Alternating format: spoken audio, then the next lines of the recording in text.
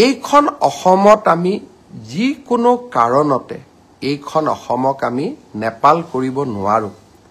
কেইটামান দিনৰ পৰা সামাজিক মাধ্যমত নেপালৰ উদাহৰণ দিয়া হৈছে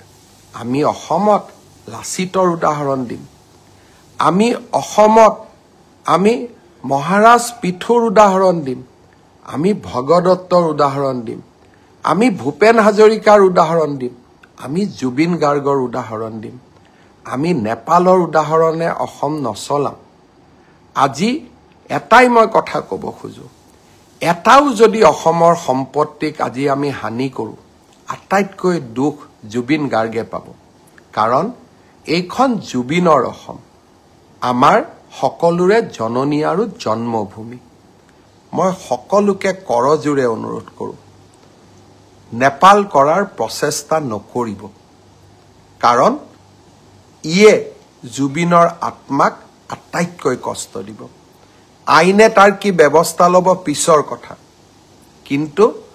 কোনোবাই যদি ভাবে যে হিংসাই কাৰোবাক ন্যায় দিব মই ভাবো সেয়া কেতিয়াও সম্ভৱ হ'ব নোৱাৰে আইনে ন্যায় দিব অসমৰ মুখ্যমন্ত্ৰী হিচাপে মই আপোনালোকক প্ৰতিশ্ৰুতি দিছো অসমবাসী ৰাইজক মই বিনম্ৰতাৰে সৈতে ক'ব খোজো জুবিনৰ নামত চৰকাৰ বিৰোধী ৰাজনীতি হ'ব নোৱাৰে জুবিনৰ নামত আমি অসমখনক নেপাল কৰিব দিব নোৱাৰো আৰু জুবিনৰ আত্মাক শান্তি দিবৰ বাবে আমি এই অসমখনক সুফলা কৰি আমি নিৰ্মাণ কৰিব লাগিব